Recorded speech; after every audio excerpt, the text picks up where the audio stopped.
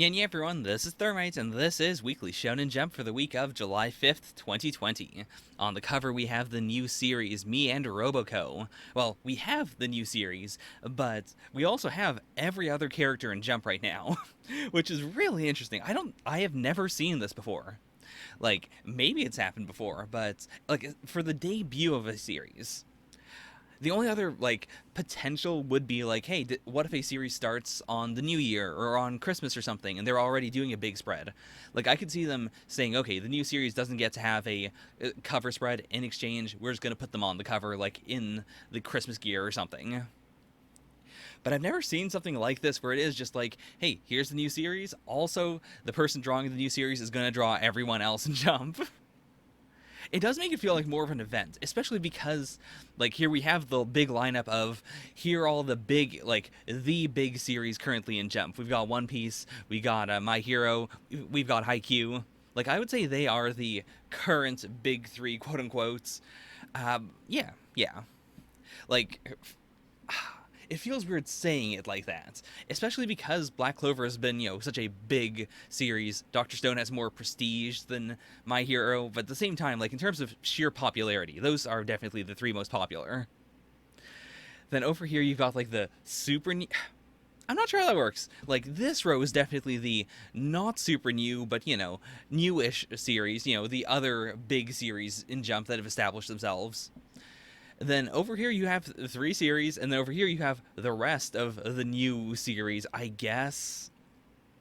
No, wait a minute. That can't work at all because of I can't remember his name, but the main character from A Gravity Boys is here in this lineup. But A Gravity Boys started around the same time as right? As Spirit Busters?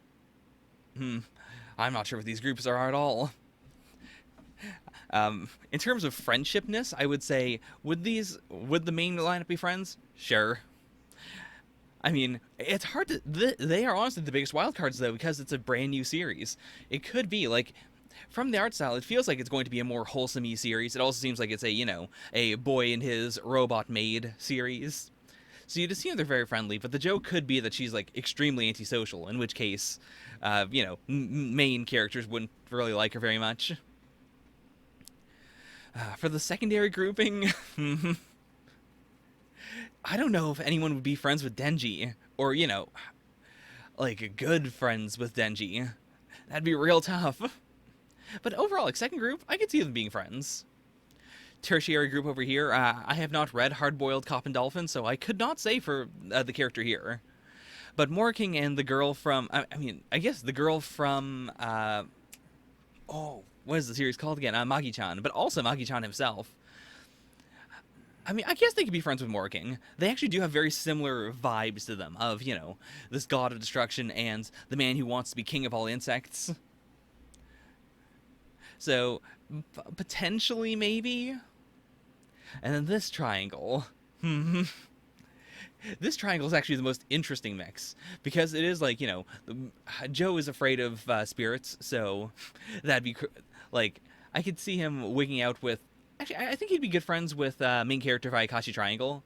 They could bond over that, but then they would both be very opposed by main character of Bone Collection, who loves, yokai and whatnot. MASH wouldn't care.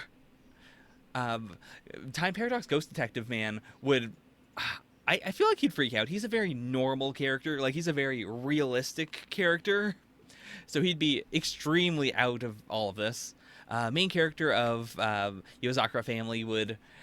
I think he'd fit in more with the, I mean... Nothing really supernatural happens in Yozakura Family.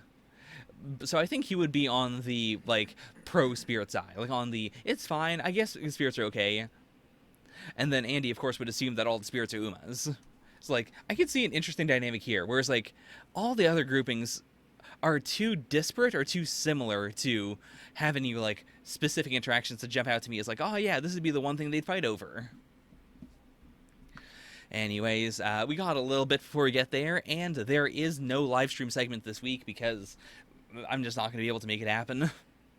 So I'm going to record everything. Hopefully that'll make things more consistent, but we'll see. And, I mean, it does take out the talking to the chat stuff, which is bad in the sense that I really enjoy that, and I think people really enjoy watching it, but it's also good in the sense that this is probably going to be a lot shorter than usual. So let's hit it. We've got Act Dodge, Chapter 119. Oh, so these are the two from the Galactic Railroad performance. I remember the guy very well. The girl, honestly, I don't remember him that. Actually, no, isn't. Oh, he's not from Galactic Railroad. He's from Journey to the West. Right. I remember the sunken cheekbones. Yeah, he played the monk. Scene 119, actresses. Oh, these are all of her roles. For a second there, I was like, last chapter I was talking about how skilled you have to be in order to draw, like, you know, three characters, like the three women all playing the same character in this drama, and how it's like, oh yeah, they're all very similar looking, but at the same time they managed to be very distinct. And I thought it was going to be them plus maybe some other actresses, but no, they're all Yanagi. The different eye colors really help it pop. Like, I think if they were all her eye color, it would be more boring. Whereas, like, this does give off this powerful vibe of, you know, all the roles she has played throughout the years. Throughout the years is a wild way to say it, because it's also just, like, all the different sides of her. Like, you know, her at home, her as, you know, the reclusive, like, I guess just as the recluse at school, right? Then we have her as... this was when, like, her family member was being killed in front of her during her first performance, where, you know, she freaked out because she couldn't put herself into the mindset of someone who wouldn't stop the blade. Then we have main character from Galactic Railroad. You know, the princess, Fire Mountain Princess. I guess this is supposed to be, you know, her drinking the sports drink and her eating the, actually, what is that? Yeah, that's her eating the chocolates. Then who would this be? Because we're still missing, yeah, we're still missing Death Island. Would this be Death Island Yanagi then? I guess. Nothing really jumps out as being Death Island-y, though. I guess this could also be... Yeah, I guess it could be this is Death Island Yanagi, and then because she has, like, the green eyes and the greener hair, like, they're all outside, and then this could be just Yanagi living life. Or just... no. This has to be Death Island's.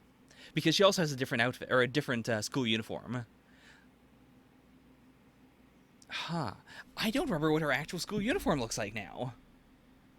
So I wouldn't be able to say which one of these is the correct one. Like, it's not these two, although, like, they are the same-ish outfits. No, they're not even the same-ish outfits. Like, the colors are different.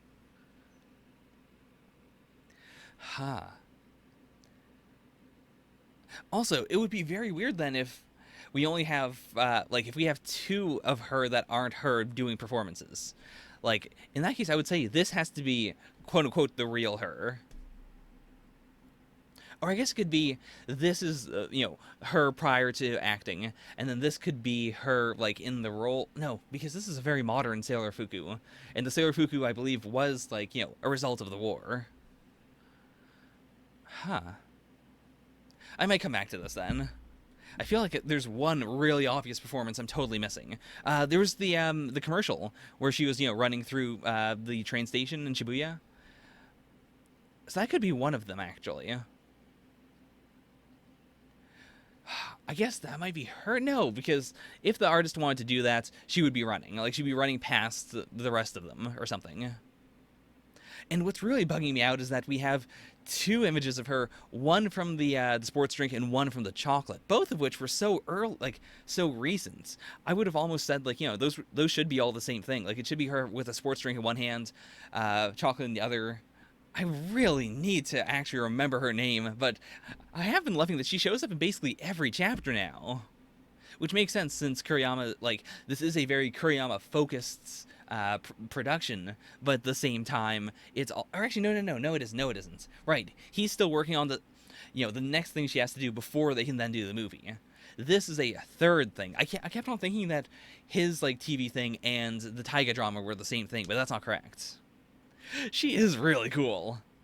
Like, I really do love the flip in that in the moment, like, she acted completely cool even though she was mad, and then she yelled at Kay for, acting at all because, I was able to keep it down. Why didn't you? But I'm really glad that she now regrets it. Like, that feels very human. Yeah, they have. Oh, from that face, like, from that zoom in, like, clearly, he knows that there is some sort of falling out. And I guess it has to be a more like, yeah, because he is a manager, he would know, like, if he's, in the system. That's really cool. Like, that also gives Satsuki her own, like, arc that we can finish, like, pretty early on into this. Like, we can have Mami then accept that, okay, an actress from Stars is fine as well. And then, like, she can still bow out in the first episode. Like, and then we can still have the ongoing feud between Yanagi and, the others. Especially because Yanagi, kind of used to be associated with Stars, but now she isn't. Like, she could still be a half step of, even if Satsuki isn't here, I can still represent Stars. So bold. Also, her art is not bad. Like, for an actual legitimate little kid. Like, it's very simplified, but it's also, like, there's so much detail there, actually. Like, for a kid's drawing, and the lines are so smooth. It's really nice. Yeah, part of our job is to believe in the actors. And especially if she's here for one episode, so if she gives her performance her all, then, like, there is no downside to letting her believe that for this one episode. Like, it is a try or die move, but it's not. There's no real die there because she's going to be gone either way. Okay, yeah, we should start with finding a shared image of Anami, especially since, again, like, the note of it's hard for a kid in this day and age to play a child from back then, from over 100 years ago. That is extremely valid, and that is actually really cool. Like, she does have this extremely powerful, willing to just go with something or to throw something out there, even if it sounds insane. That also does make more sense because they are going, like, chronologically. Like, it should be that you look at Satsuki's version of events, or, Satsuki's role in the first episode, and then throughout the rest of the series, you can keep on tying it back. Like, it would feel really weird if it was the other way around, if Satsuki acted the way she would in the future, because, how do I put it? If you're watching a character move through time, I think it's a lot more powerful to see, like, them over the course of years still having, like, little traits from the first time you ever saw them, as opposed to, I guess it is the same either way, like, regardless of who does it, but the difference, I think, is in the type of traits. Like, if I see a kid actor acting extremely mature, and then we cut to them as an adult, still very mature, all I think of is that there was no real growth. Whereas if I see an adult character and then the child actor, and I see the adult still, like, having symptoms, still doing things they did when they were a kid that still feel childish or that feel neutral, but that don't feel adult, that, I think, makes me feel a stronger sense of continuity, a stronger sense of these are all the same person. It is legitimately very innovative because, yeah, I do get the traditional thing of you would want the actual main character to be the one that everyone else is imitating. Like, one person that I really, really like, who I think is genuinely a very good actor, is the guy who plays Tamari Shinosuke in Kamen Rider Drive. Because his actor, like, he has gone on to, get fairly big roles. Like, he is a big deal now. But even at the time, like, it was so clear that he was super professional. And one of the big things that I thought he really did well was, like, in Kamen Rider, you have, the actual actor, then you have suit actors for all of them. And usually each, like, suit has not a separate suit actor, but there's usually, like, here's the guy who plays the main character. And then, like, if another main character from a different series shows up, he'll also play them. Whereas, like, the secondary characters are all played by one guy. Like, there's gradation to it. And the guy who plays, each main character usually, like, takes a good hard look at the character actor and then tries to develop twitches and moves and, like, little ticks for the rider version of them. So then that way it feels like they're both the same person. And the reason why I think Shinosuke's actor is really cool is because he's the only one I can think of who has done the opposite. Who, over the course of the series, and, like, the cast has confirmed this, he had been looking at footage of the way the suit actor played Drive, and then he would, like, integrate that into his own actions as a normal civilian. Like, not any fighty stuff, but just, the way he would walk around, the way he would, like, hold his arms, to make sure that it was coming at it from both ways, like, both directions. and that it really makes them feel like the same person, more so than other riders. I mean, this is an extreme amount of pressure to put on her, but at the same time, like, this is what Satsuki wants. This is what could completely break her out. Like, people are going to still see her as a child actor, but at the same time, in the same way that Yanagi wanted to completely hijack, like, Ren's overall performance, they're both now, I think, trying to give it to Satsuki. Like, they're letting Satsuki hijack both of their performances. I really like this angle shot, by the way. Like, just the feeling of weight that this has is really big.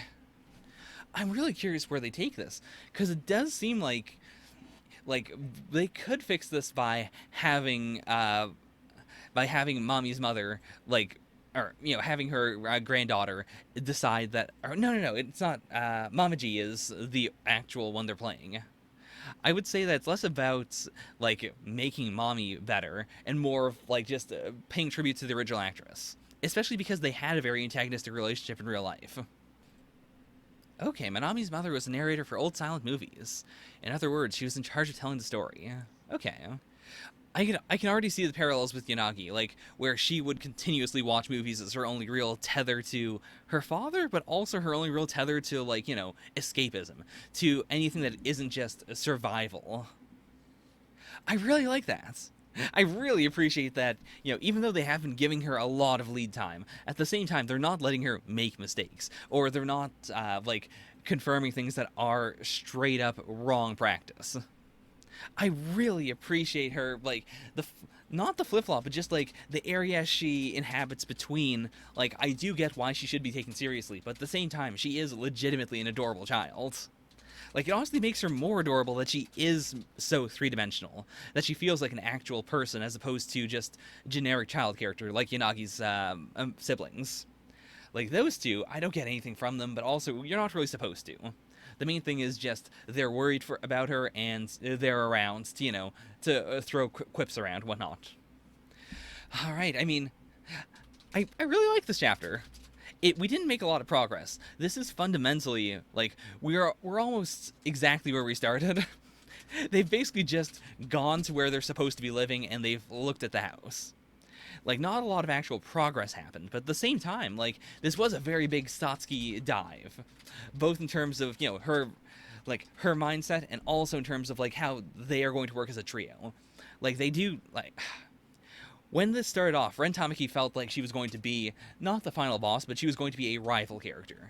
And right now, at least for, them preparing to play Mamaji, it seems like she's willing to not be complete antagonists. Like, they are going to actually be working together to solve this problem of how do we all play the same character. Which I'm very down with. I'm very happy that this is going to be, like, an arc that is fundamentally about them all trying to make each other better. And I can see how also that does set it up as just like, oh, two of them are just setting up they're rolling out the carpet for Ren Tamaki. But at the same time, I think that's fine. Fundamentally, like, Ren should have the best performance because she's the one who's going to be playing for the rest of the year. And they still, the two of them might still come back for, like, a...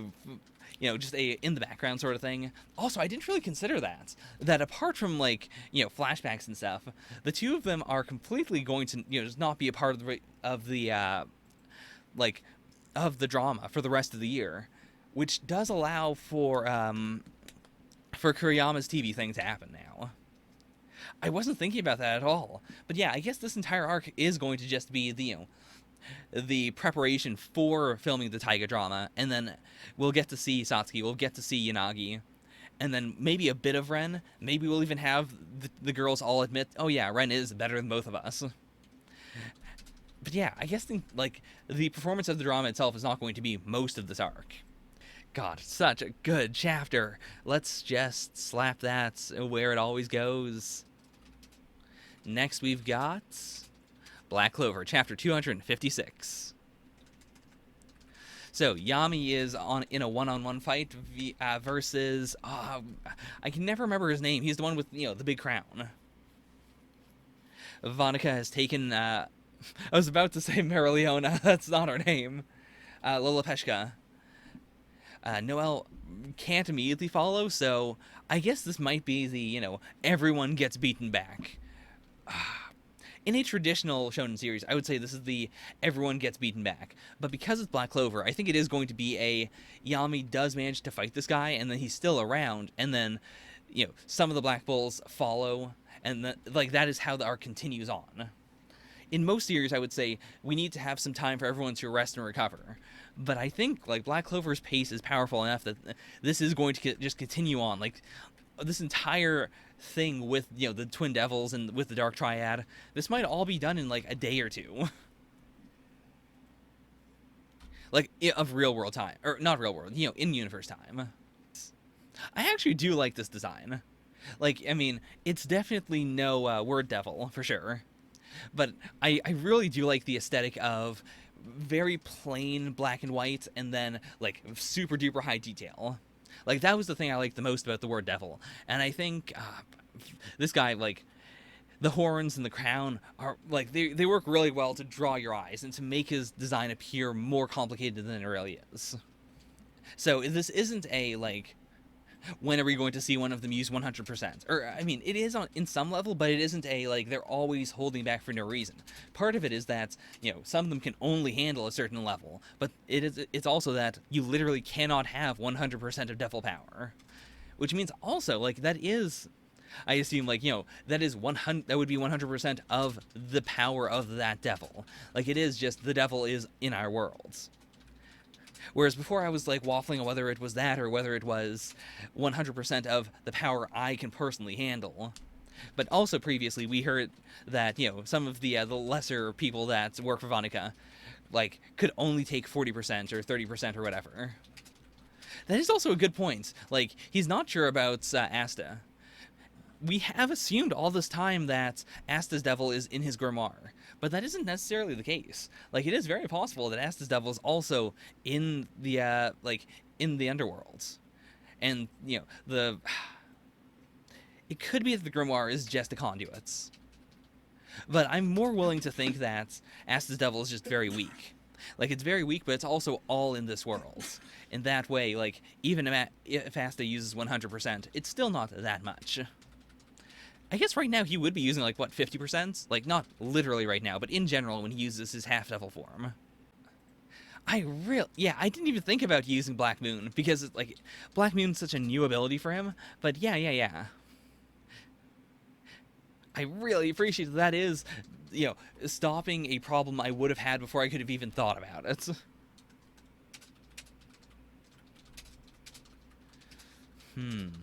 Yeah, even if I cut him, he just regenerates. There's no point. I mean, is there some sort of limit? Like, could he just wear him down? Okay, so I thought it actually... It looks like it may have just barely shaved off a bit of his arm. Yeah, because his arm's bleeding there. And maybe his ear? Maybe. This is nice, though. Like, he said this so many times. Like, this is the almost... Not even his motto. It is, like, the Black Bull's motto. So it is amazing that he gets to say it right here. Okay, so is he going to make it essentially a black hole of his own?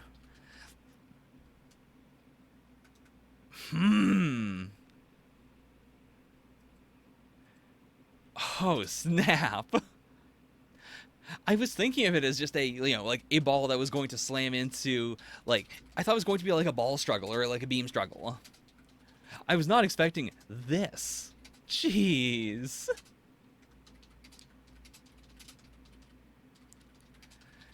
It is also, like, it does fit his style very, very much. More so than the Dark Orb. Like, Yami's whole thing has been, like, not boring swordplay, but swordplay that is so strong and so fundamental that it's not super flashy. Like, it is essentially just like, I throw a big slash, or, I cut you real good. So this idea of it just being, the quick draw, quick stab is, yeah, it's perfect. Now, big question is, will he just recover? It depends on which devil's in him. Like, Magicula, I don't think would have the ability to, like, regen someone. I mean, the regeneration is one thing. Regeneration could always be the case. But in terms of, like, using an ability, like, Word Devil would have died much earlier without needing to really escalate the fight if it didn't have the power to, speak from any part of its body.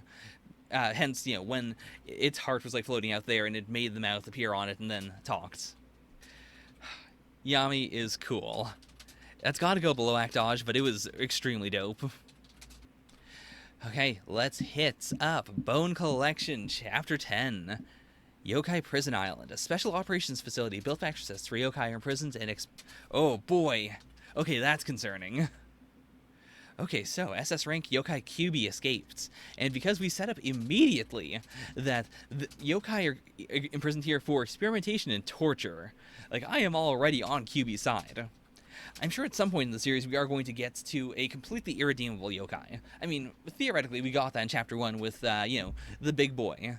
But even then, like, we didn't know much about him apart from just, he suddenly appeared here and he wanted to beat up humans, because that's kind of what yokai do. But with someone like QB, I'm going to give QB the benefit of the doubt. I'm going to assume, especially because it is Chapter 10, I want to teach you. Like, I think it might be a, like, QB meets the gang, and then they say, like, alright, we're gonna hide you. We're not sending you back to prison, but you gotta learn how, how to be less dangerous. Okay, so, he's the second of the Exorcist Kings. He's got a very, like...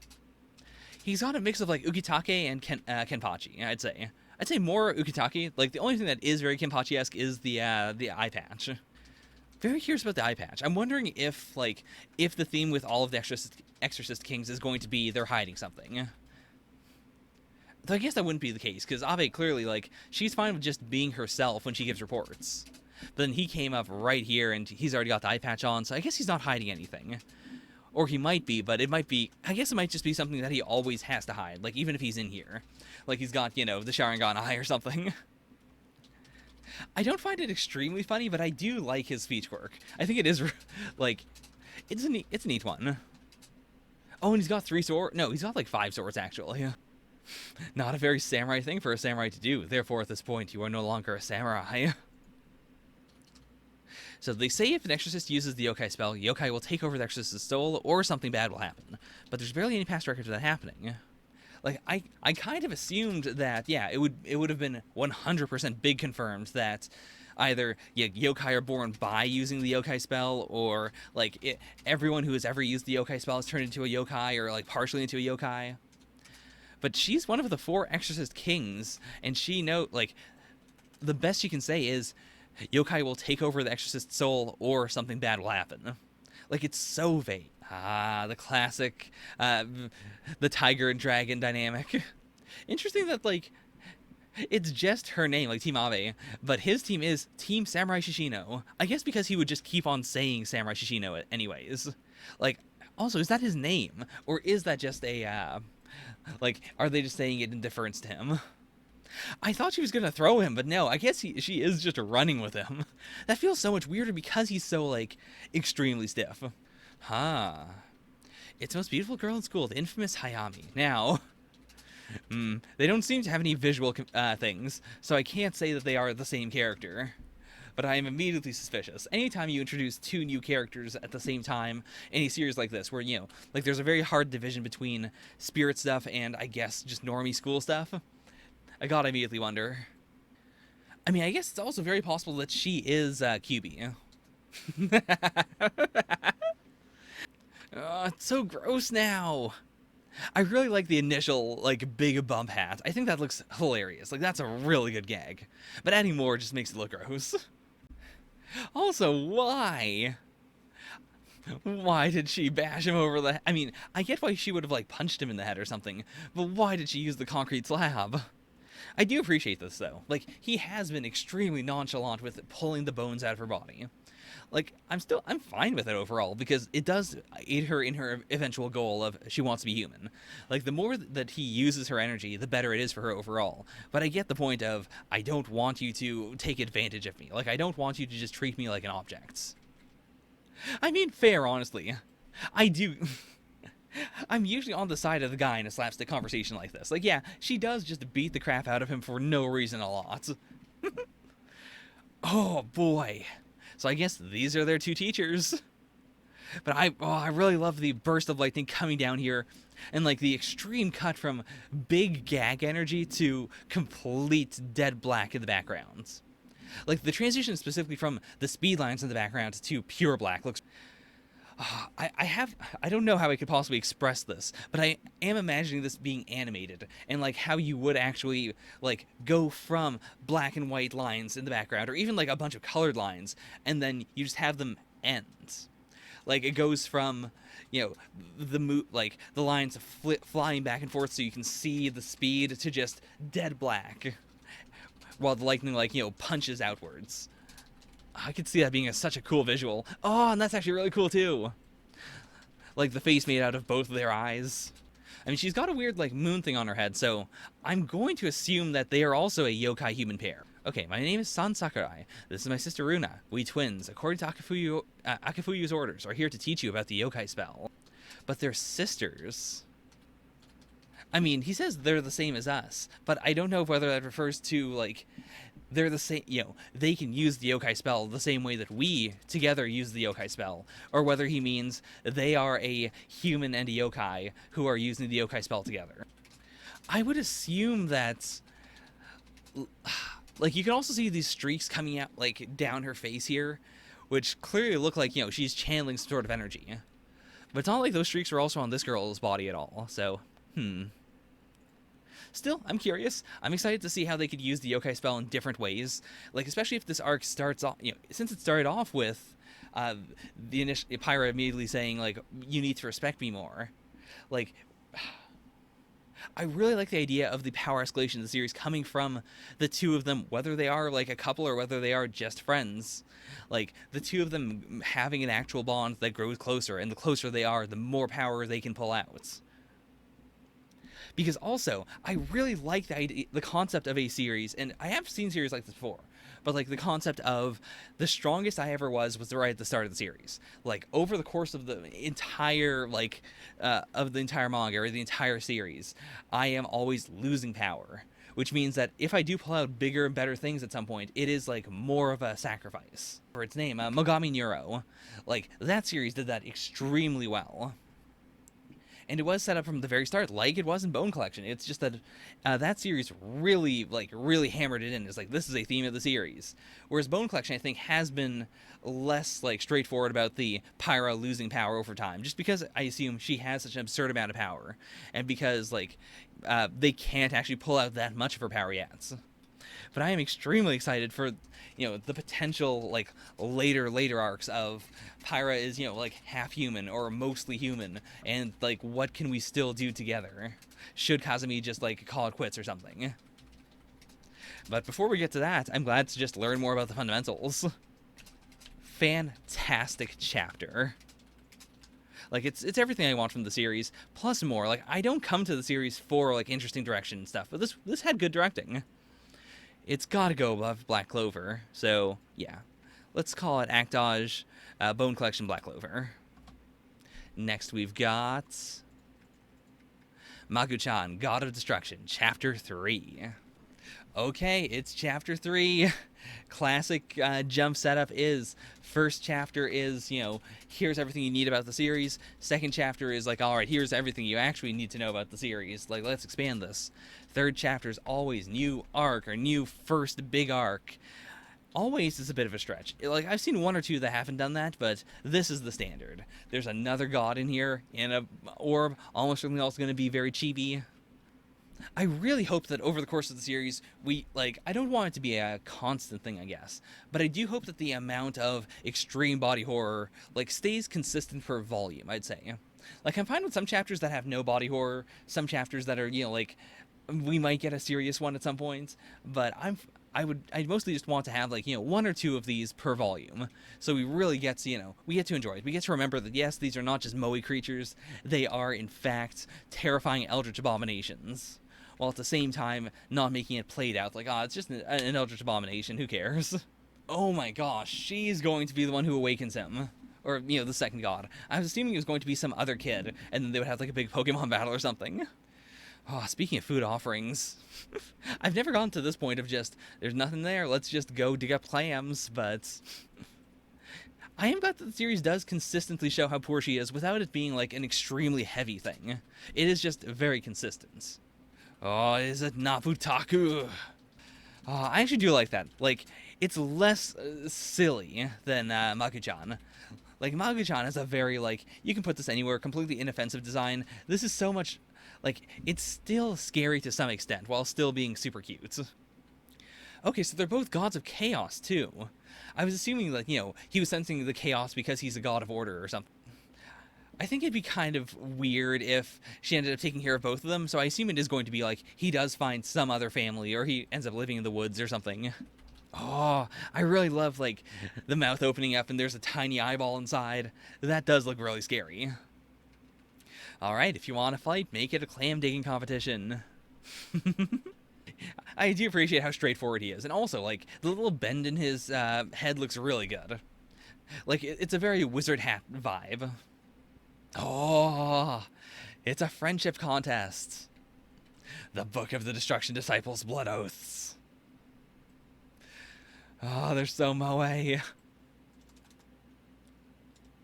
mean, I guess it depends on what the destruction beam does.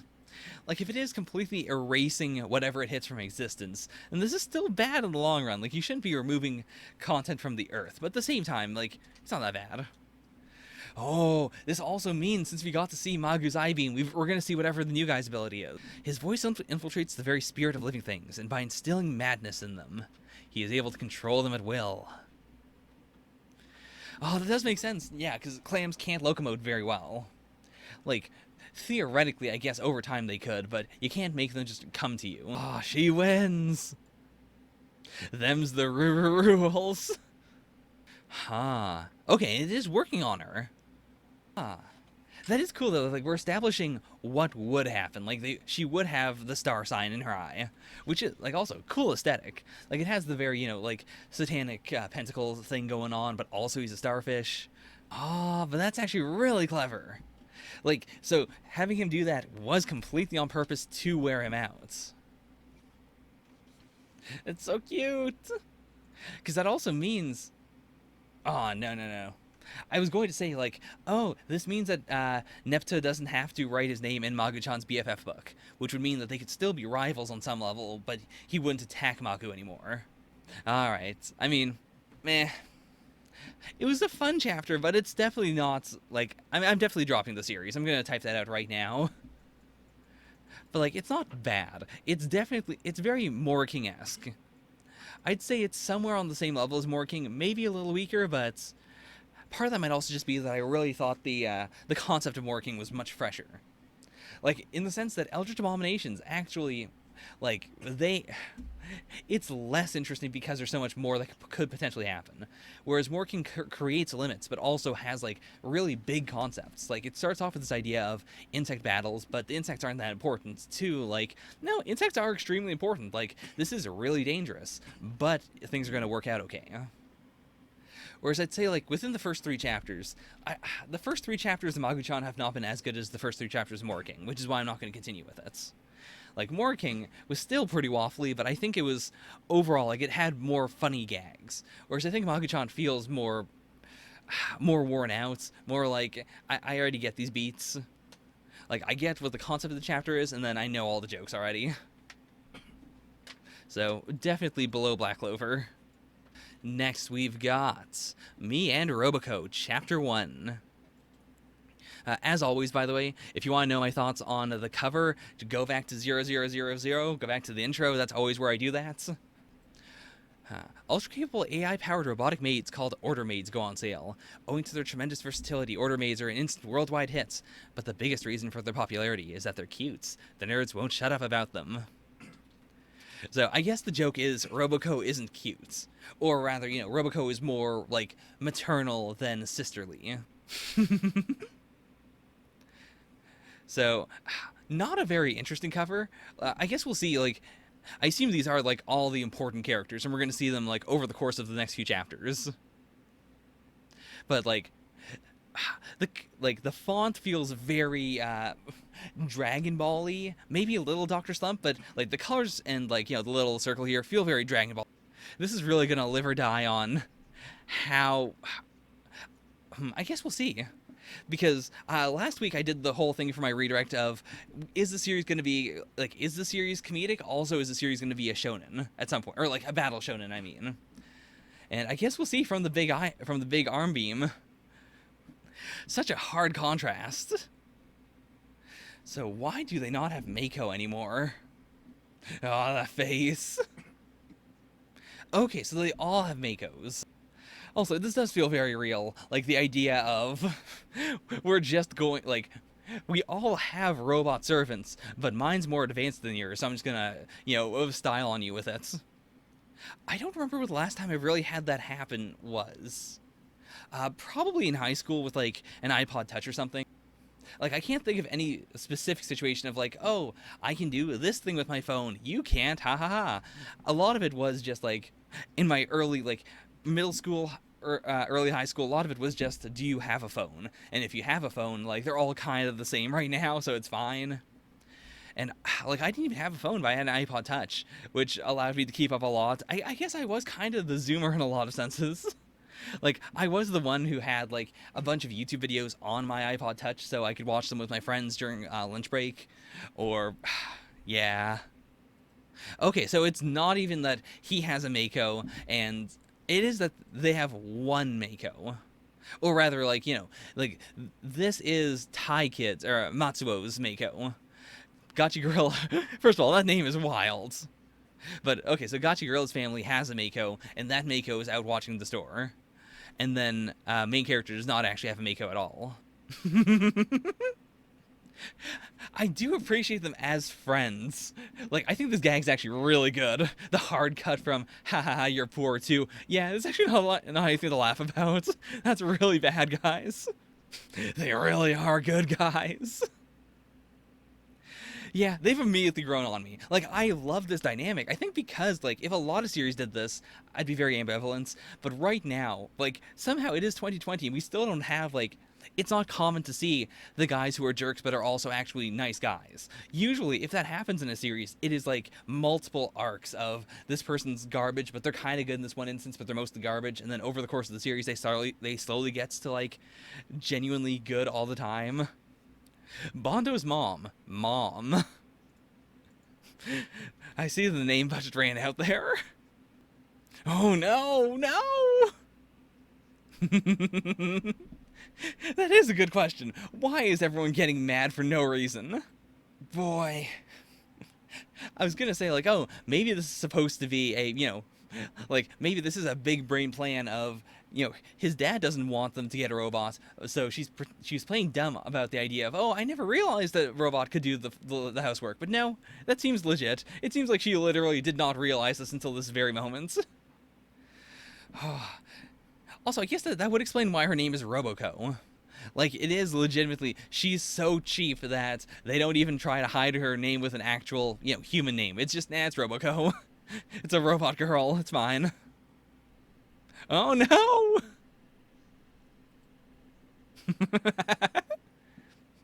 Of the gag series thus far, this has felt the most, like, actual gaggy. Like, in the sense of, when I think of gag series, I do think of, like, Dr. Slump. Or of, something where it is, like, a gag a minute, or a gag every other page. And I think a lot of series running in Jump right now, it's not that they don't have a gag per page, but it's that I don't find them funny. Whereas, like, every other page has had something genuinely surprising to me. Or, I mean, it is chapter 1, so it's possible this mangaka is just blowing his load real fast. But I really do feel like so much of these are so unexpected, so actually inventive. Moe crush. She does have a lot of musculature. Like, initially I thought the part of the joke was just she's fat, and, like, she's got the big round head, but it does seem like she's mostly just muscle. Like, she is extremely just strong. Granted, I don't know why you would need the muscles on a robot. Don't do anything dirty to Roboco while I'm out. Ooh, she's not in the catalog. So she could be the, the classic super-powered prototype, like the original Gundam. She is the absolute pinnacle, but they couldn't release her, and so she came on her own because she escaped. Or they accidentally sent her out, or something. She's kind of thick, and her knees look like Nappa's.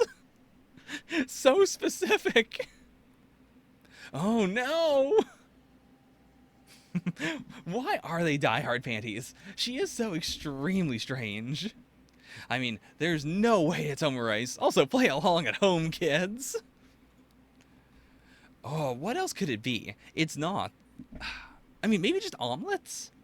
Eggs, rice, and what else would it be if not omurice, if not just a normal omelet that also, I guess, has rice in it? I mean, I'm thinking too rigidly about the eggs. Yeah, it's gotta be some sort of like Indian dish or something, right? Wrong. The answer is, oh yeah, manly man dinner. So she can't. She just can't cook.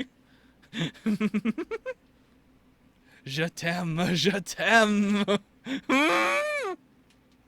Yeah, still rough. There's no way you can make this face look super cute. Okay, so she is essentially just a phone. Like, we're just doing that. So she's just the worst. She just cannot do anything. Humanity must be cleansed. But okay, if she has emotions, I guess that is, the flaw. Like, she is essentially like a person, which would also mean that she could change. I guess that might be where we're going with this.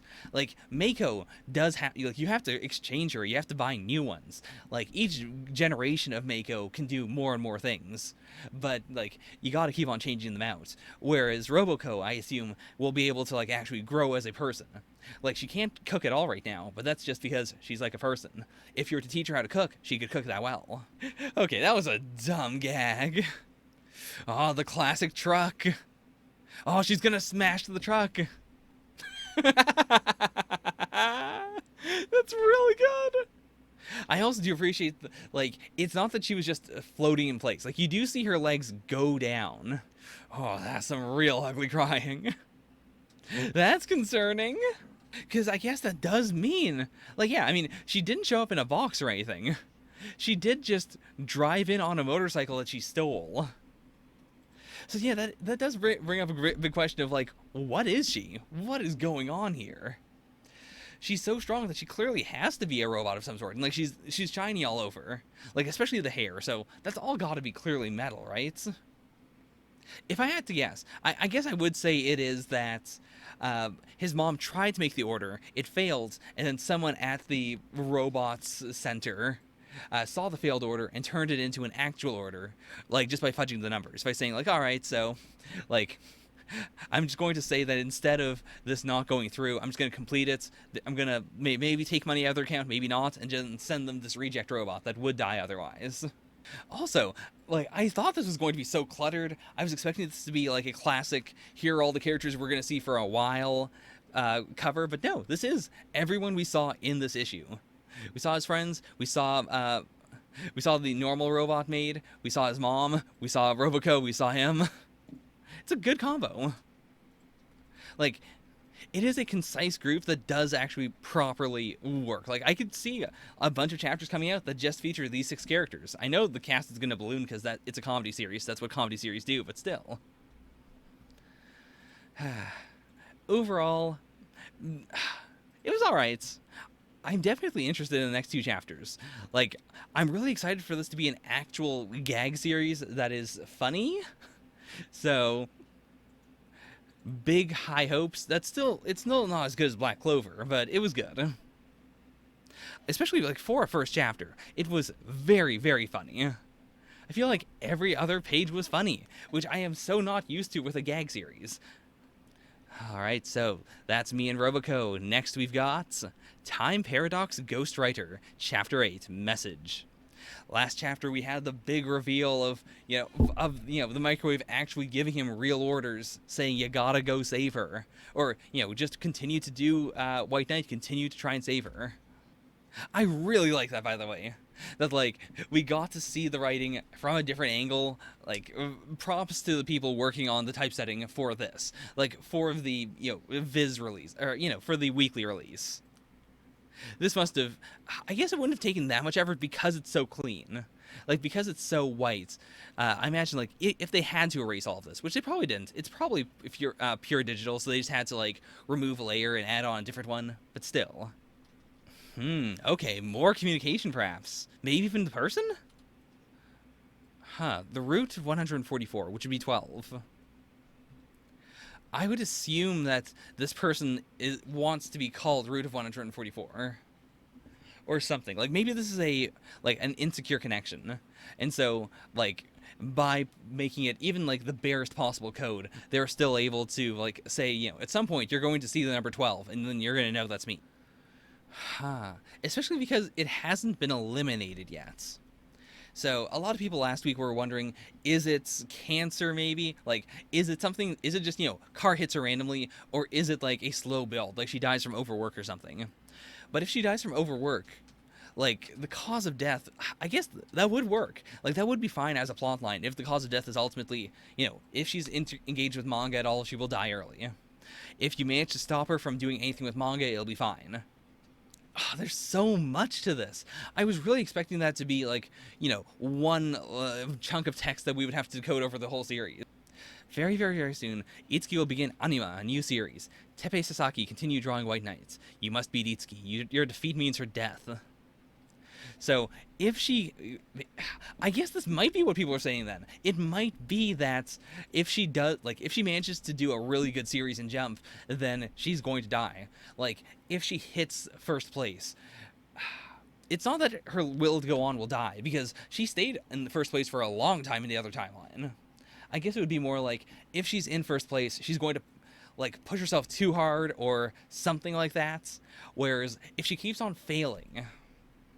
Because it's also, you must beat Itsuki, not, she cannot be allowed to draw the series. Just, you have to beat her.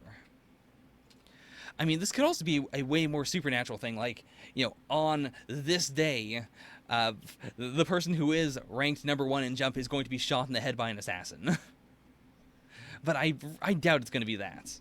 Like, as buck wild as the series is, it is following the rule that I usually set out for a series like this, of if you're going to do real world but one weird thing, it has to be real world but that one weird thing. Like, if it's a total sci-fi world, that's fine to me. And if it's if it is, what if it's the real world but also a Death Note exists? Then, you gotta stick to that. You can't also just change a bunch of other stuff in the world. Otherwise, the more you change, the more alienating it feels. So if I had to guess, I would say Time Paradox Ghostwriter is going to have the microwave be the sole thing, the only completely sci-fi thing in the series, which creates the tension, which creates the plot. Oh no it didn't. That's just the angle. It is just a big blob of the Iron Sand coming out. 2012, 427 and 12 and 20 and 31 and 37 and 41. That goes up by 6, that goes up by 11, that goes up by 6, that goes up by... There's no obvious order there. What are these numbers? I'm currently watching Lost with my fiance. I'm in season 6, halfway to the end, and the numbers haven't come up as much as I thought they would, but now we got some new numbers. These are the winning numbers of the lotto drawing. I'm aware that you're in debt and have refused to use any White Knight profits for yourself. Use it on production costs and continue the series. I really, really like his thrust here, because this is something that a generic character insert would not do. His mindset over the last couple of chapters has been, I am garbage, I don't like myself, I'm only good because I am transmitting this incredible series from another timeline that I have myself, prevented from being able to exist in this world. It's his responsibility, and he is essentially sacrificing himself as a mangaka by just translating this thing. All I want is to make sure this manga doesn't disappear from the world. I'm waiting every single time that he asks something for there to be no response. But it does seem like this is an actual dialogue. We're getting answers. Huh. Is it Aino herself? It could also be someone who cares for her a lot. If she got these berets from her mom or something. It could be I'm the person who gave her those. But I'm really fascinated with the obvious read of, it's Aino herself. I mean, that would open the question of, how is she doing this? How is Itsuki Aino sending this information of, I'm going to die if this doesn't if this happens? How would she possibly know about it? Oh, I mean, I could see it being a 3-layer thing of, you've got main timeline, you've got Itsuki Aino doing this, and you have Itsuki Aino dying timeline.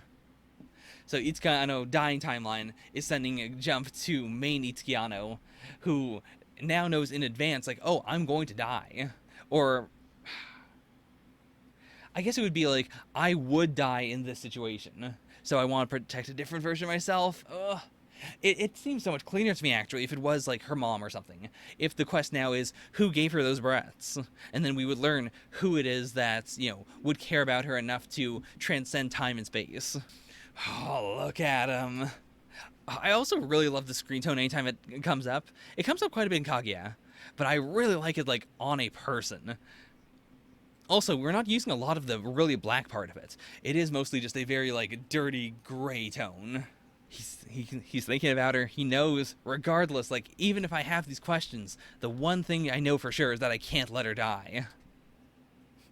Oh, so he's being serious. Like, up to this point, it has been him just, like, passively trying to transmit the information. But now he's actually trying to come up with a script. Like, he is trying to work backwards and figure out what was Itsuki Ano going to do. I really appreciate that, because also, like, this is such a good answer to, you have no ideas of your own. Like, the answer to he can't come up with his own ideas is, like, writing fan fiction, essentially. Like, these are his ideas. Like, the fact that he's going, I think this will happen. Like, that is you creating information. That is not the original source material. But he cares so much about Itsuki. He wants to do justice to her work, and he also wants to save her. Like, those two things combined are what allow him to push past the ego limit of, should I be thinking about something popular? Now all he's thinking of is, how would this incredible story continue? Blood, like, leaking out of his finger, splashing onto the page. Like, this is incredible. This really is, like, the start of the main push of the series. Like, everything up to this point has been prologue. But, the concept we've set up at this point of Itsuki running a series in Jump, our main character also running a series in Jump, and the two of them fighting it out, because if Itsuki gets number one, she dies. Like, that is such an insanely cool hook. And I really appreciate the way we got to here, in that the series starts off with a very high concept idea of Jump from the future, or what if you saw Jump from the future, thought it was your own idea, published it, you won, and now you're stuck with do I continue to use Jump from the future to win? And it's turned into this extremely cool concept that is more complicated. Like, I don't think the mangaka could have expressed this in chapter 1 and had it work. I guess that's it. Like, basically the entire first volume has been prologue, but it's all important prologue. And it's interesting in its own rights. Like, it is something that could be a whole series. But just as that was starting to, have a tiny bit of wear and tear to it, it's completely changed. The series is now fundamentally different. Time Paradox is fantastic. I mean, definitely at the top right now. Nothing this week has compared to it thus far. I've said everything I really want to say about, like, theory crafting and whatnot, but I really appreciate that, like, the series also seems to have a lot of confidence in itself. I feel like a lack of confidence would be expressed by, just having one or two hints. Like, it's fine. I've seen a lot of series that do that, but at the same time, it is saying, like, hey, I'm gonna, really put out this information slowly. Or the final solution is going to be fairly simple, so you don't need that much information. Whereas this is so much information. Like, what does this person mean by root of 144? Because it's also, like, the answer is, yeah, like, the answer is root of 144, not yes. I assume this is actually a Japanese pun now that I think about it. It's got to be a Japanese number pun. It's got that vibe to it. I wasn't thinking about it until right now, especially because of how well the typesetting has been done. Like, it made me think, like, oh, this is just an English series. Which also, I mean, I don't mean that in a negative or anything. I do mean that as a, like, the series has sucked me in so deeply that I'm not thinking of it as just manga. I'm thinking of it as, as a comic, as just, a series overall, without putting it in any defined category. It's so good. Also, I do think he's gonna go for it. Like, this is wild, and this will diverge the timeline more. But, I mean, first of all, it does. I really hope that this is kept on the down low. Like, I hope, because first of all, I think that would just be good to tell kids. Like, hey, if you win the lottery, make sure that you don't tell anyone. Like, make sure to try and keep it on the down low, because it sucks to have it be a big, wide known thing. But also, like, it would be a cool way to just have it be that, you don't have to worry about money. Like, Teppei can do whatever he wants. He'll still be able to make manga, and his creation of manga is now no longer tied to his living expenses. It is no longer if I don't do this right, or if I don't take this offer or that offer, I'll die. Now he no longer needs to worry about it, which could also mean something like, if Shueisha says, make this change in the series and it'll sell better, or for the upcoming anime, would you please simplify this design? It's very possible that Teppei will have to then go like, well, money is no equation. It doesn't matter if I make money doing this, or even like, I'll turn down these other offers because I want to focus on White Knights and I don't need them to survive. But then that brings up the other question of, well, even divorced from money, like, how does this move or that move help me beat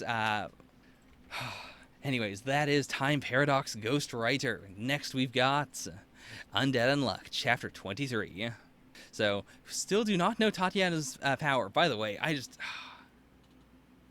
gosh, this cover page is so good. First of all, it won't repair till I die. So, definitely implying that unrepair, which, yeah, we don't have the reveal for his thing. Like, we don't know that he's unrepair.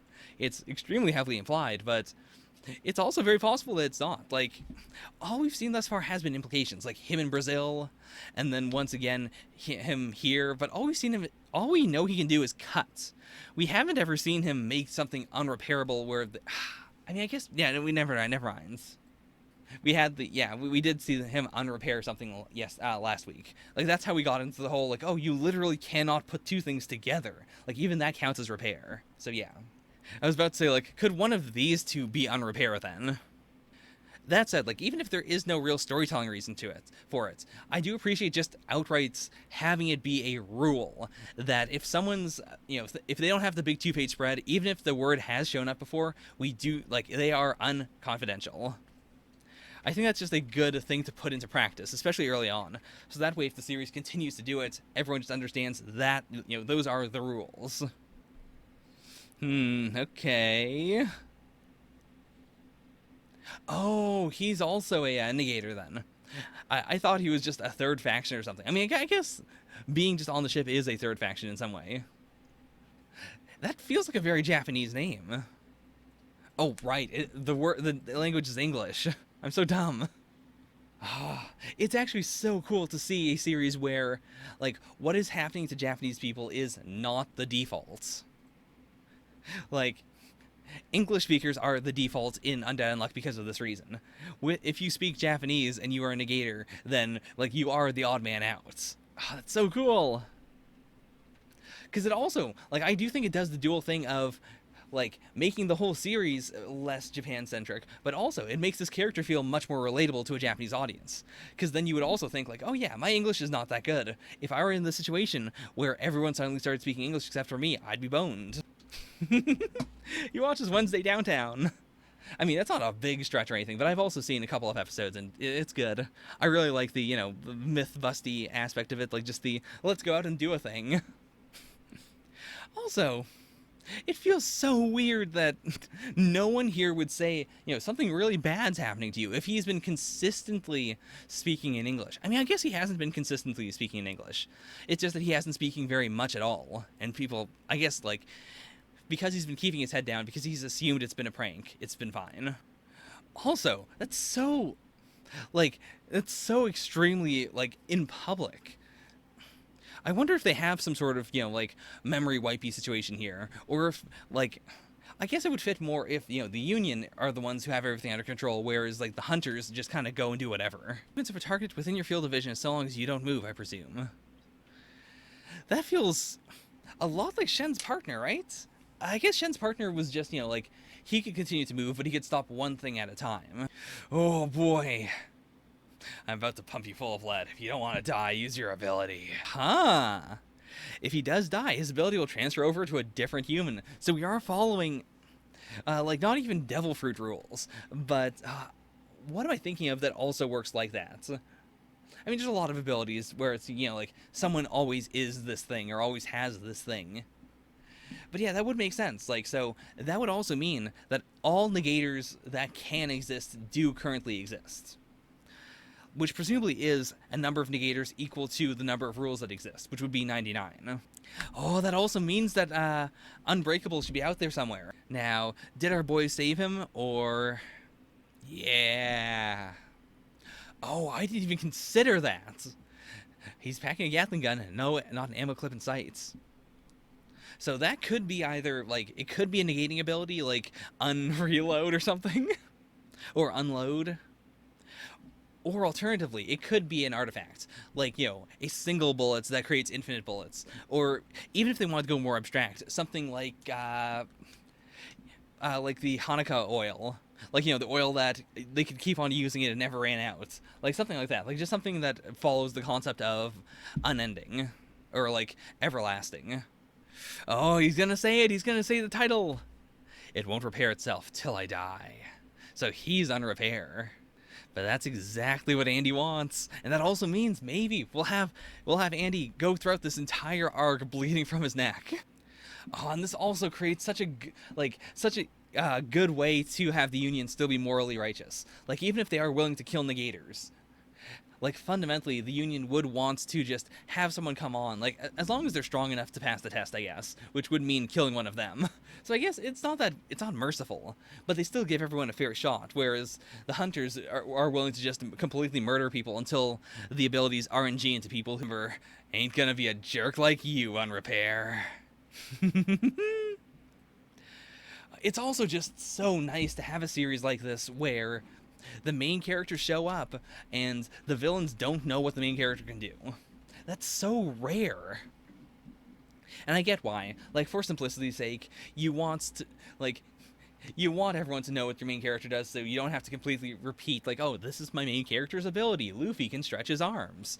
Like, that's why Luffy, does a big stretch usually in the arc, like, very obviously. Either that or, like, especially in the New World, people just know who he is. So either way, it's not surprising. A lot of early One Piece is nobody knowing what his ability is, though. Yeah.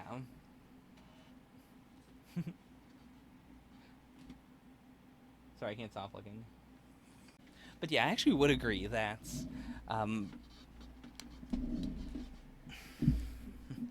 that, like, early One Piece is what I really enjoy. Or, like, One Piece in general is very good at Devil Fruits being surprising.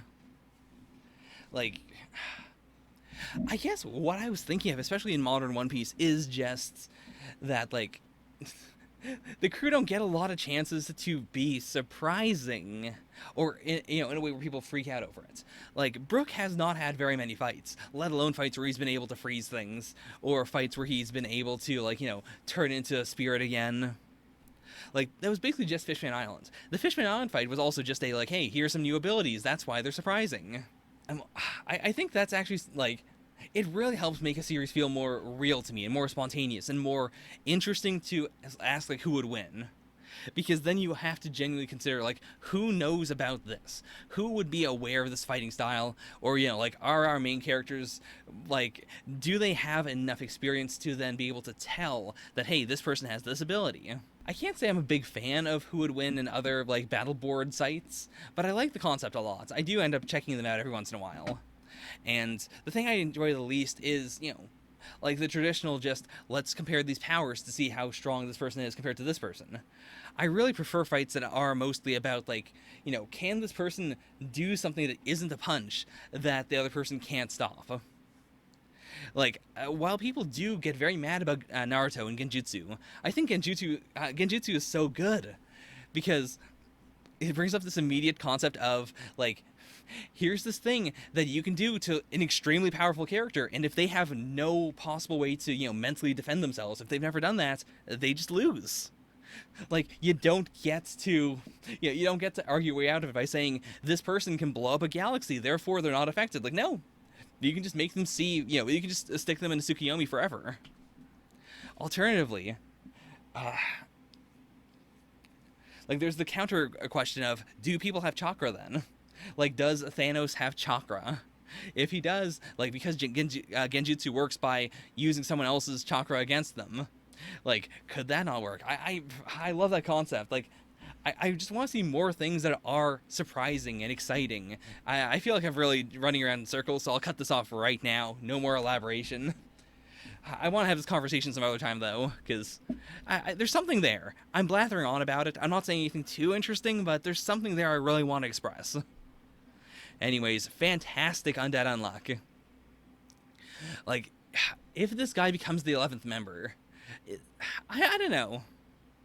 I think that, like, I like Fuko enough as the stand-in character, as the every person, because she has a nice mix of, she is an every person, but she's also very, like, estranged. She's more accepting than the average person.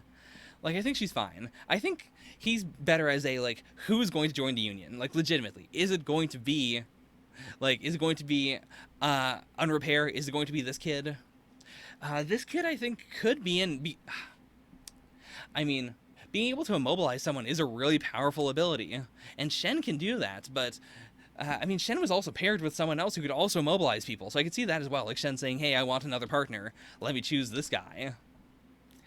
But I think his role right now is going to be the, like, there are 2 negators on the ship that could be brought to the Union. The Union wants one of them, Andy and Fuko want the other one. What do we do? Like, how does this play out? And I'm so down for that. Undead Unluck continues to be so just good. Also, as for abilities, I'm going to assume, like, guy with the gun, I'm going to say does not, like, he's not a negator or anything. He could be unload. But no, that wouldn't make any sense. Like, because he would erase the concept of loading a gun. Or I guess erasing the concept of loading a gun would be it's always loaded.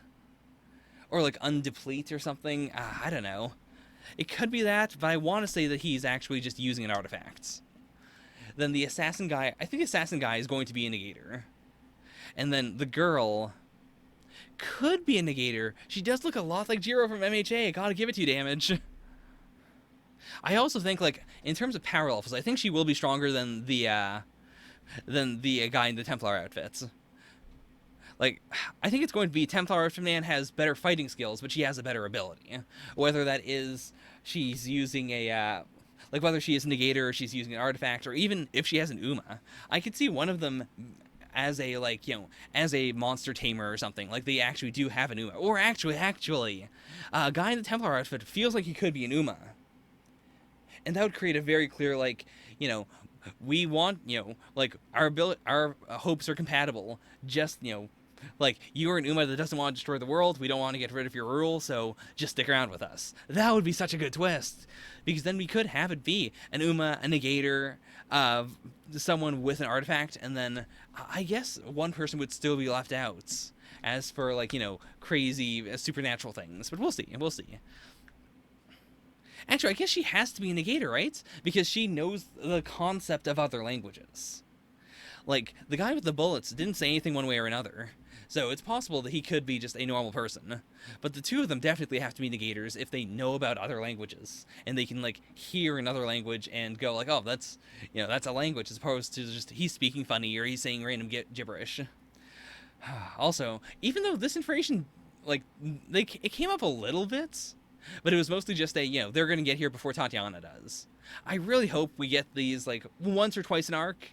I'm always a big fan of knowing what is happening at any point. Also, I do like the parallelism of, you know, this is Undead, this is Unluck. Like, the text is there twice, but it works for both of them at the same time. It's good. It's so good! That is Undead Unluck. Next, we have Chainsaw Man at Chapter 76. Oh, boy. So, first of all, Chapter 76, don't open it. Last chapter, of course, the Gun Devil spawned. It killed all men within, I think, 1,000 kilometers, and every woman, every child under the age of, like, 12 or so. Yeah, all the children under a certain, I think it might have been 8, actually. All the children under the age of 8 within 1,500 kilometers. Or, was it kilometers or meters, actually? I guess we'll probably see in this chapter. I imagine Fujimoto is going to want to really hammer it in. 3:18:22. The Gun Devil advances towards Makima. Boy. I mean, the carnage is insane, but also the idea that we were going to see all of those names. Like, last chapter was, just a small sampling of the names, but it was also, I guess, now, like, chronologically, the names, or, the people that are being killed at this exact point in time. Oh my god. 1 second later, Makima sights the Gun Devil at a distance of 500 kilometers. That is so insane. Yeah, like, all these killings are occurring just because he is moving towards Makima. Or I say he, I guess devils don't really have gender unless it's specifically said, but still. Like, all this carnage is occurring just because it is approaching her. Gun Devil ability activation. Ability to fire a bullet through the heart of every living thing born in the months of January, February, March, May, June, August, September, November, or December within approximately 1 kilometer confirmed. This feels very Hunter x Hunter-esque. Like, it feels very, like, these limitations exist. That would also explain the men versus children thing. Like, it wouldn't be a, shooting a child is more difficult or less difficult than shooting, a grown man in the head. But I guess it would be just like, the more you specify, or, the grouping that you choose to attack does change the amount of damage done. Like, the strict adherence to the rules feels very Nen-like, I should say. Especially because, April baby's fine. July, also fine. I guess it's just those two, right? Or, October people as well. Oh, Halloween! If you were born on Halloween, you'd survive. 3/18/25, the Gun Devil stops. This also feels so Evangelion. Like, especially if you've seen the remakes. Like, all of Evangelion, I think, really gets across the weight of the Evas. But, like, the Gun Devil really looks like an angel of some... And I really love the idea of just, the sheer mass of it. Like, all the destruction caused. All the, like... It's so kaiju-esque. I'm really hoping this ends with Makima just taking over its mind. 3/18/26, Makima prepares for ability activation. Makima's 29th recorded death. Now, I mean, first of all, this does beg the question of who is logging this? Is it the Americans? Because they're the ones who started this. Who knows about how many times she's been killed as well? Like, we have said before that devils also, like, devils can definitely be killed. Fiends can also be killed. But the thing that's messing me up is that Power was described by Sensei as being half immortal. So, like, what is half immortality versus pure immortality? Denji is immortal. No matter what you do to Denji, he will survive it. Whereas I guess Makima, like, even if she is just a pure devil, she would still be capable of dying, but also not dying? Oh, boy! See? That feels unbelievably Eva-esque. Like, the Evas usually, or the angels usually just have, energy halos, but for it to be a ring of her own brain matter. For what purpose as well? Like, is she doing it to mock it in some way? Is she saying, like, hey, right here? Or is she trying to pretend to be Angel, perhaps? As the stare down happens, as 1 second passes, it's like so many people. More people than the number of people who die in, like, some shonen series. Like, this one panel contains more people than the number of people who have died in, like, half of the series running in Jump right now. Granted, I am cheating with this because, of course, half of the series running in Jump are extremely new series where people haven't had the time to die yet, but still. I would say that, like, you could take the death tolls in half of a series, half of all of the current Jump. It would not equal, how many is this? 34.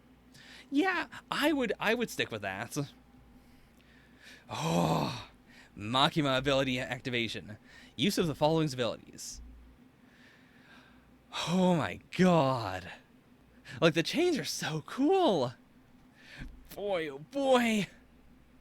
Okay, so, Kurosei Michiko Tendo's Antemortem Devil Contract, Punishment Devil, Sawatari's... Oh, wait. Huh? Okay, there she is. I was confused because Sawatari was not over here where the text was. But okay, Hayakawa's Future Devil, then the Angel Devil and Spider Devil. So, yeah, Sawatari. Also, what does Antemortem mean? I assume it's before death? Yeah, performed before death. So, oh, that's wild! Because, yeah, that means that through the power of the Control Devil, she can just activate anyone's contracts while they're already dead. That is insane. Like, that definitely explains the, the talking to activate the Hell Devil thing so much more. Like, it wasn't... I was too hung up on the fact that, she was using someone who had been turned into the perfect puppets. But no, it was just that she could have done that with anyone, as long as they already had the contract in place.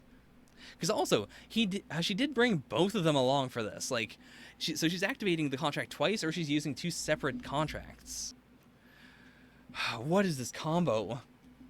I want it to be a giant robot. Like, I think it could be... I mean, giant robot wouldn't really make sense with the snake, though. Future makes the most sense as part of a combination attack at all points. Like, it is just a, let me check the future real quick to see if this is going to work, or what I should modify right now. But what giant robot could you make combining Punishment, Snake, Angel, and Spider? Like, I'm imagining Spider on the bottom, Angel is the body and the wings, Snake is the head, or one of the arms, and then Punishment is the head or one of the arms? I could be completely off base either way. Also, there is a big shaft of light coming down, which I can't tell if that is, is that the Gun Devil about to do something, or is that just, a random beam of light coming from heaven? Okay. So that is, I mean, it's definitely Snake is here. Like, that's Snake's jaws / body. Definitely Punishment's weapons. Oh, no. Punishment would be the creatures then. The weapons would come from the Angel Devil. That would leave Future. Which I guess Future would have just been checking to make sure this is going to work. And then I guess her own ability includes teleportation. Or Spider still wasn't mentioned. So it could actually be Spider's teleport. Oh, yeah, because Spider's the one with the zipper that can, teleport you to and from hell, let alone other places. So yeah, it would be Punishment's bodies. Snake's, Snake opens up to reveal all the bodies. Angel provides the weapons. Spider prevents supplies the teleportation, and then Future makes sure this is gonna work. Because that would also explain the ring. Like, it isn't a. I didn't say it, but I really thought she was going to, wrap the halo around Gun and control him. Though, to be fair, who's to say whether that's the case or not?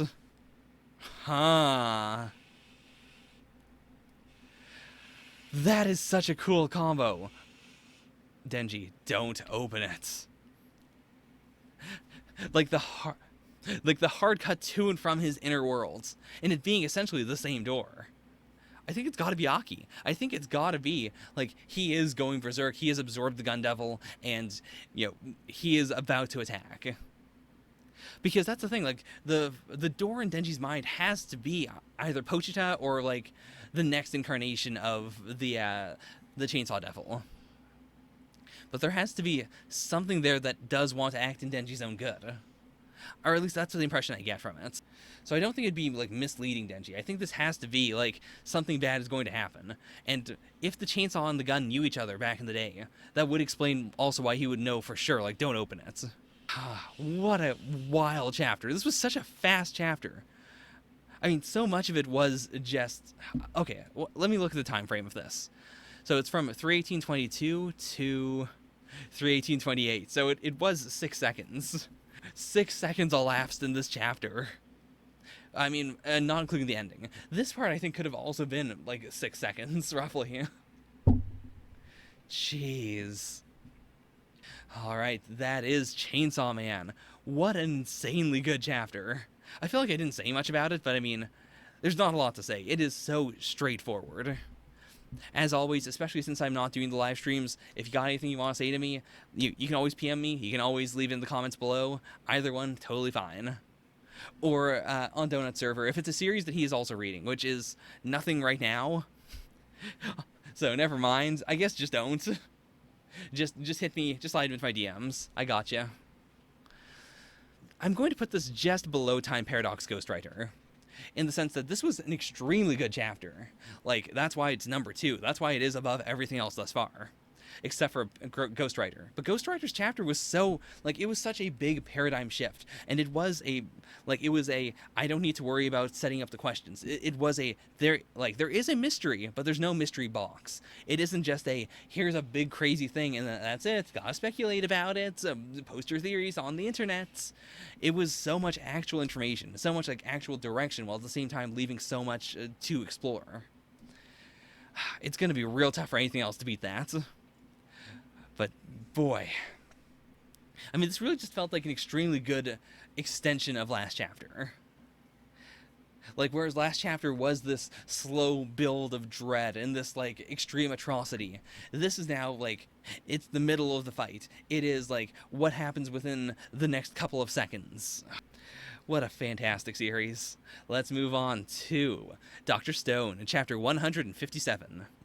So, the night before humanity turned to stone, we're getting a big old flashback. I really appreciate this. Like, this is something the series never had to delve into. 100%. If they had never done this, I'd be fine.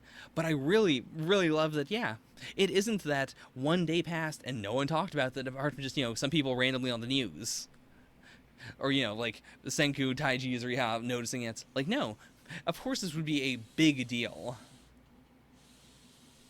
Like, even if it wasn't an absurd, like, stop the world big deal. Like, obviously not. But it was big enough that, of course, NASA would be looking into it.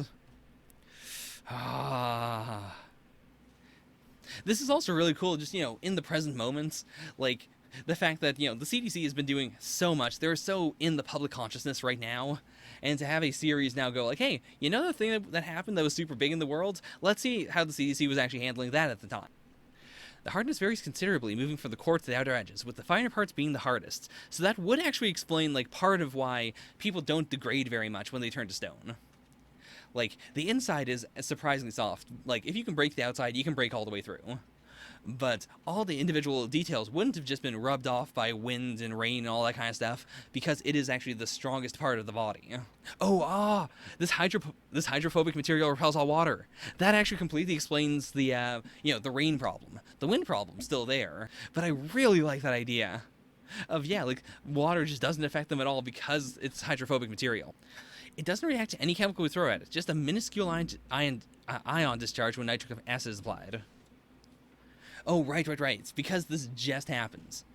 Like, Senku was able to crack out naturally because it had been 3,700 years. So naturally, like, there is going to be some level of breakdown, but at the exact point when it happens, like when it happened to the swallows, of course they would be stronger than anything we've seen in the modern stone world. The quote-unquote modern stone world.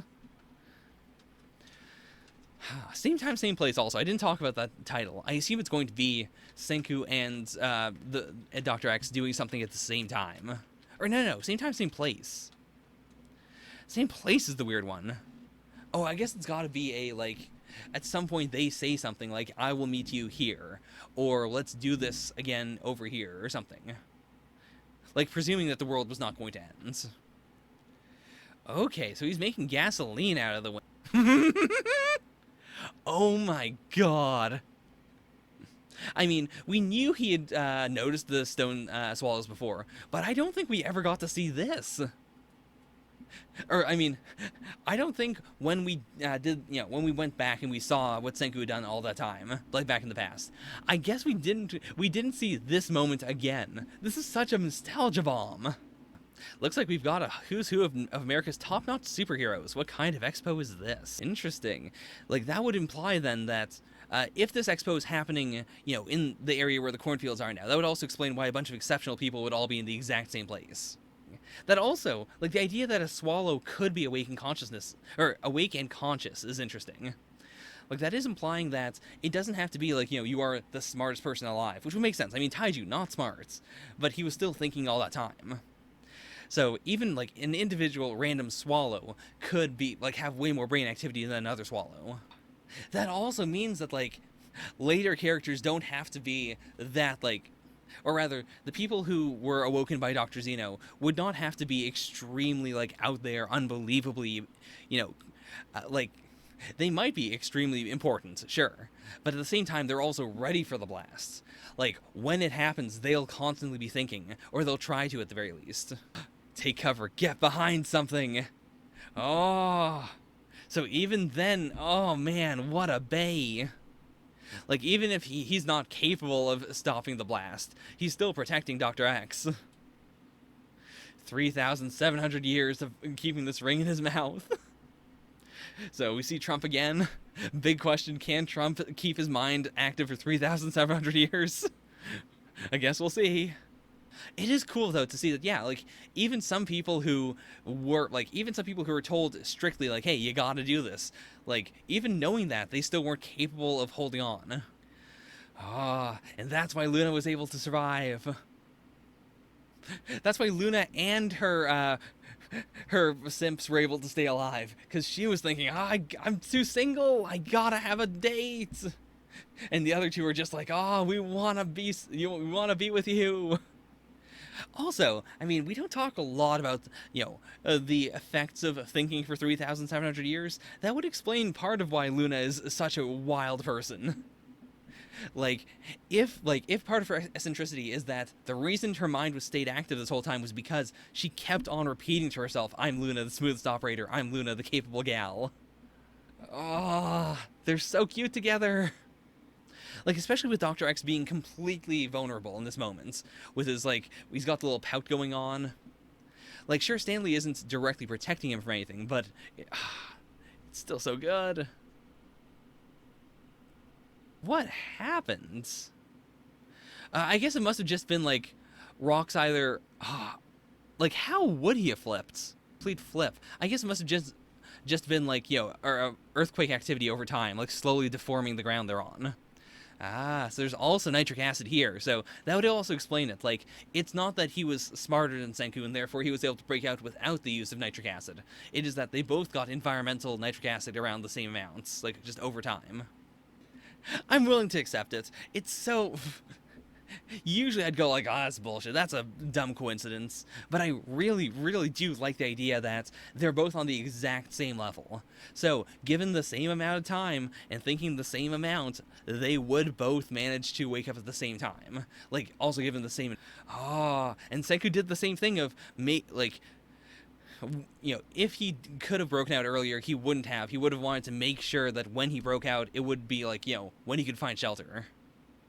And that also makes the corn thing so much, even more important. That it wasn't just a random coincidence, because you were here, eventually you came up with the corn.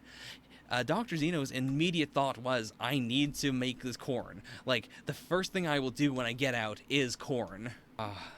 It was neither fate nor coincidence, rather the reproducible nature of science that drew them inexorably together. So good!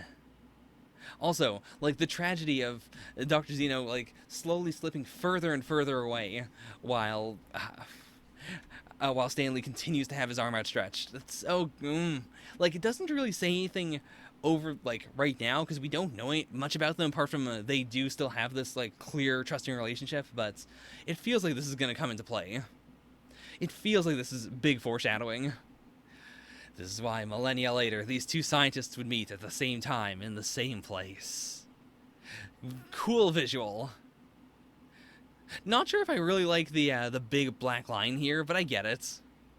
I would have liked it if somehow these two could be completely fused together. If it is essentially the same head, but,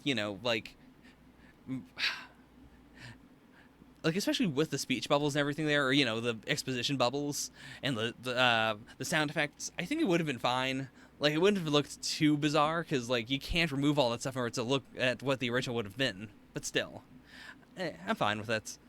And I do, I was just saying how this won me over, but I would have called BS on it, but yeah, this isn't something to call BS on. It is because, this is based around science. It is because if you do the same thing in the same way, you will get the same result. That is how science is supposed to work. In the same way, the reason why they went with the yellow dent corn was because they both had the exact same process of... Senku can't get corn because he's not in America. Dr. Zeno knew that corn would be important because he lives in America. I think a lot of people don't enjoy very logic-based stuff because it gets very limiting. I was just talking in a different reaction about who would win fights and how boring that can get eventually if it, when you get rid of the actual characterization of the characters. When you boil it down to just like, if this person has quantified strength like this, and this person has quantified strength of this, then the one who has bigger quantified strength should win, unless there's a third factor that you can also quantify that you can toss in there. Like, I find that boring, but at the same time, I really like how Dr. Stone is bringing it up as a clear, like, this is good. Like, this is humanity. This is science. The fact that it isn't unique is what makes it cool. I was hoping for, I do hope we get a little more flashback. It feels like that's not going to happen. It feels like this is a, like, now back to the present. But I really hope we get a little more of, early American civilization. I really want to see how they built themselves up. And honestly, I'd be fine with that in every single city they have to found. Like, when they go to India, when they go to China, I'd be completely fine with having a whole arc and a whole flashback of, like, hey, how did these people get to this point already? I'm completely happy with that. Big, satisfying Dr. Stone. Like, such a big cinematic chapter, too. I don't think I enjoyed it as much as Chainsaw Man. It's on the same level as Actage. I'll give it the benefit above Actage because it was so cinematic. It was such a big, like, bam, a big, like, this is the episode of the anime that people in this season of the anime are going to be talking about. Like, this, it was big. It was good. It was fantastic. And I really appreciate that it also didn't have to be that heightened. Like, because it was pre-Stone World, a lot of it is more just, like, character-based, and more just, like, going over stuff we already knew, but, in a slightly different way. I really also really enjoyed the focus on the swallows. Like, really stating, this is what they're like. Like, let's do an actual analysis of these swallows, or these sparrows, so you know what is happening here. And let's have the CDC do it, so we can show that, they were competent in this situation.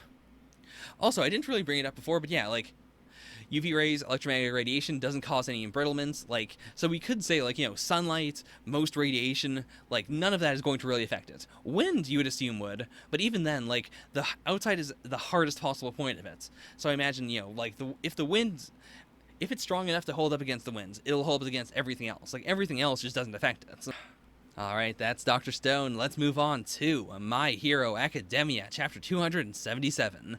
Who? It's a big gamble. Again, I get it. As I said last chapter, I get why Deku doesn't just dig a hole and hide in it. But still, the worst case is losing our teacher. The teacher who's watched over us all this time. We can't lose him. And he is, like, even from a tactics perspective, he is so fundamentally important to any, like, big fight, especially any fight against All for One. I don't really like the action in this one. Like, I feel like this page feels extremely messy. It's not that it's, like, the art's bad, but I can't follow the action very well. And I get part of that is because of Endeavor, like, flying in, but still. As powerful and sturdy as All Might.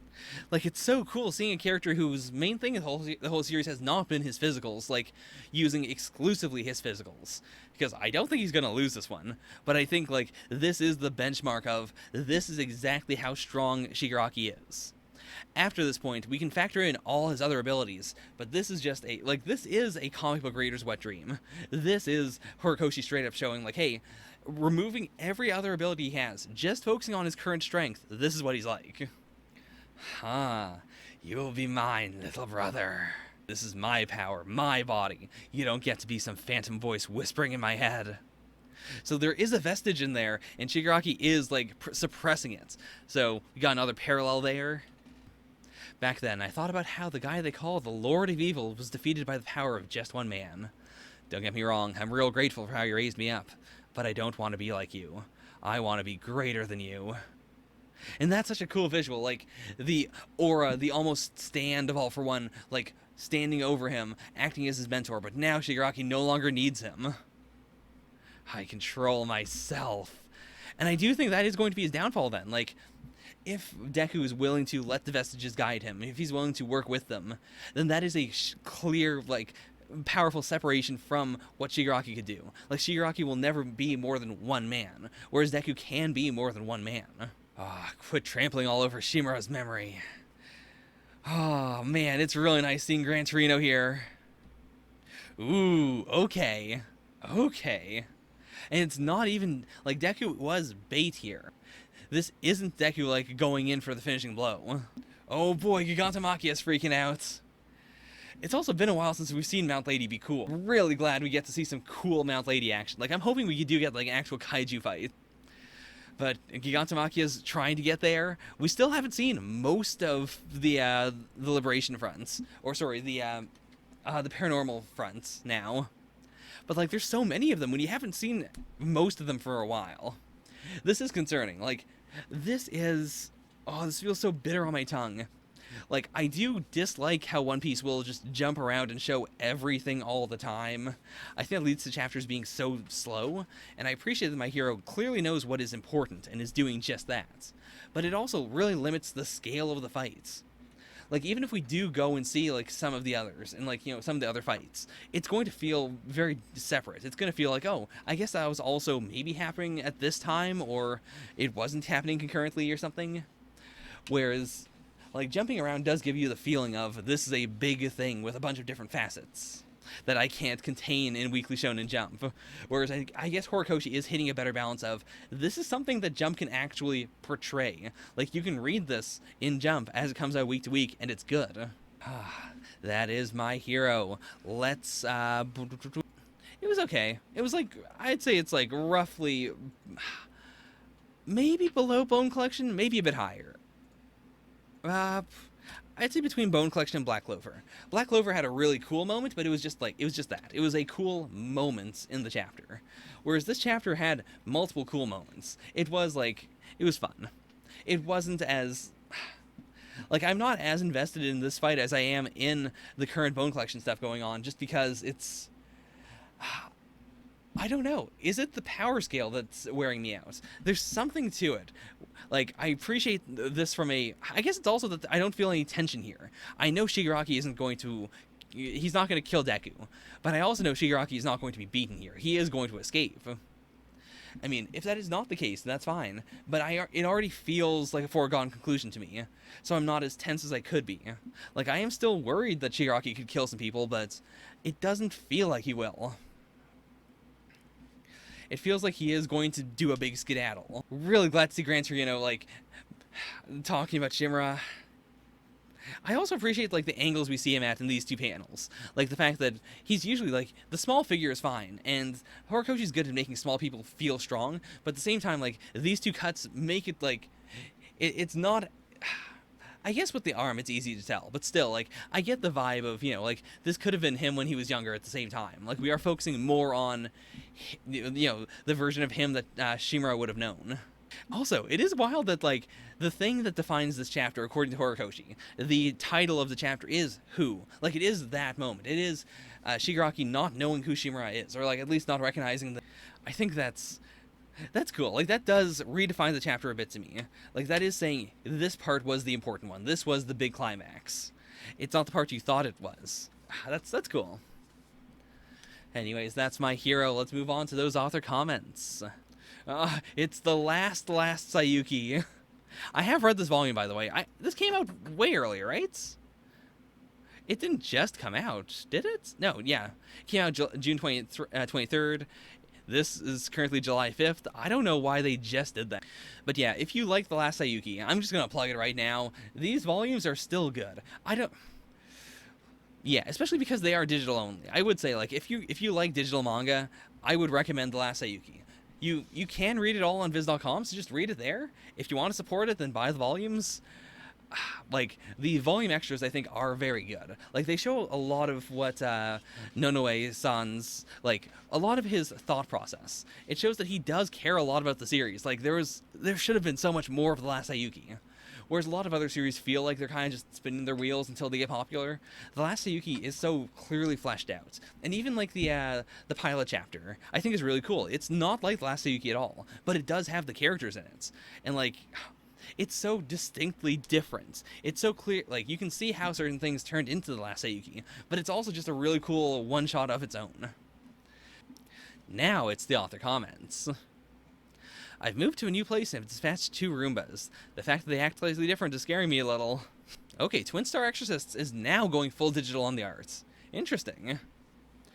Huh. Because, like, it has been multiple months. So I guess, like, Yoshiaki was probably still, like, scanning pages and stuff, and now they finally gone, you know what? Doing anything physical doesn't make sense now. Like, I'm just gonna go full digital. It's fine.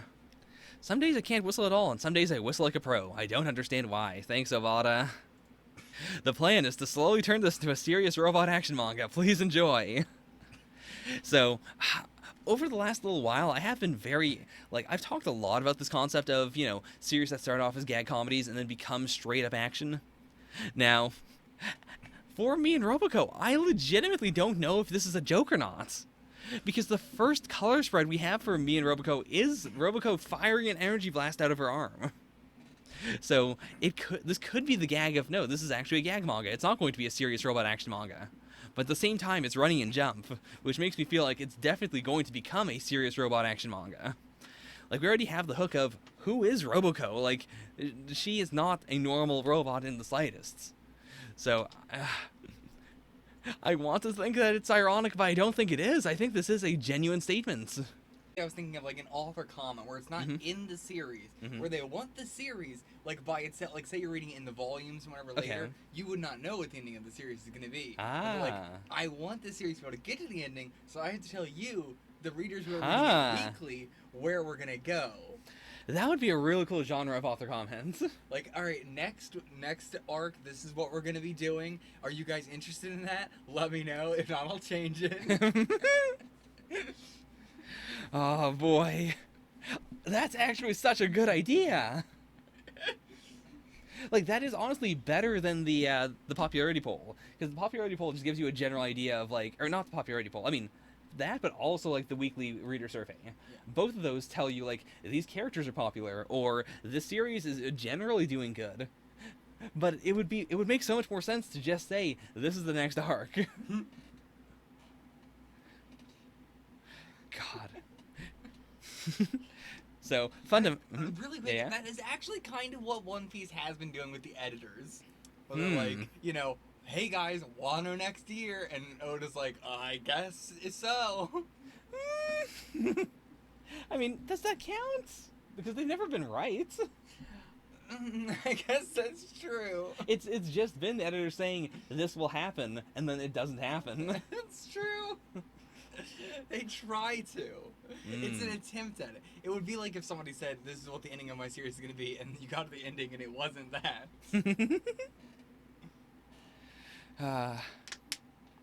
By the way, I will say to the audience, The Last Saiyuki starts its series with saying this is the ending. Then the end of the series, I will say, is that. We do have more context, but the series does have the balls to say, this is it. And then the series got canceled, and they still said, this is it. I wasn't lying. I'm not stupid. This is what the series is. I respect it. I don't respect most mangaka, but I do respect the mangaka of The Last Saiyuki. Ryuhei Tamura's, of course, trying to be wholesome, but I don't trust him. Bokuro... Oh boy, this looks familiar, but I don't know what this would be in English. A fearsome psycho thriller centering on the dark side of adolescence. I've definitely not read this. This is probably popular on 4chan. Takagi-san is great too. Takagi-san sounds familiar. Oh yeah. Ah, right, this one, bully manga. Okay. How long am I supposed to continue the working from home Corona manga creation process? It's tricky. I mean, Twin Star Exorcists just went full digital finally, so I guess Oda's had quite a bit of time to figure it out and to complain about it. I messed up how Gran Torino refers to himself in Japanese. I mixed him up with Professor Agasa. Who? Who? Oh, wait. No, I know who this is. He made Conan's watch. I mean, he makes all Conan's devices, now that I think about it. It's been a while. He mixed up Gran Torino with a character from another series? I mean, I'm assuming that, you know, he just put in that character's speech quirk, like Dione or whatever.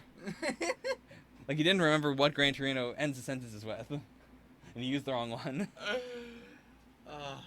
Horikoshi does not look at the character move database. Of course, Boichi, ever the crazy person, is preparing 2 short projects along with Dr. Stone. Thank you, Boichi. I'm excited to see him tune for me.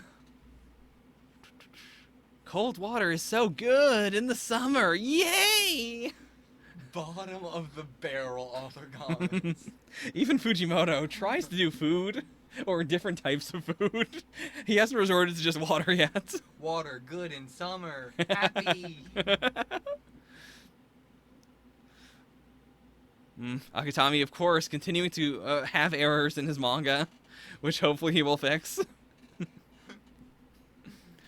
I guess this isn't the, I hope this is better. This is more of just a, I guess this will be fixed in the volumes.